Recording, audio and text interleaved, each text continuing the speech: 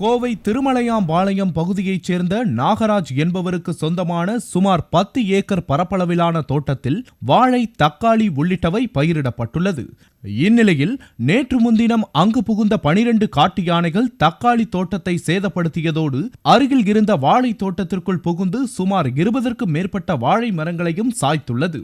இந்த நிலையில் 2வது நாளாக நேற்றிரவு சுமார் 9 யானைகள் கொண்ட கூட்டம் மீண்டும் அப்பகுதிக்கு வந்துள்ளது.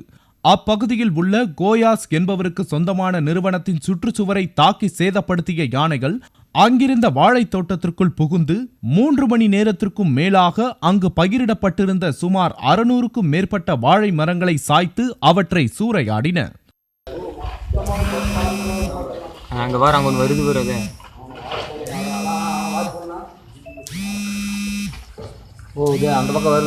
இதனால் பீதியடைந்த அப்பகுதி பொதுமக்கள் வீட்டை விட்டு வெளியேறினர்.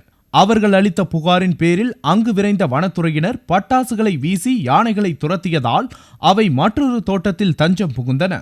ஊருக்குள் புகும் யானைகளை அடர்ந்த வனப்பகுதிக்குள் விரட்ட வனத்துறையினர் நடவடிக்கை எடுக்க வேண்டும் என மக்கள் கோரிக்கை விடுத்தனர்.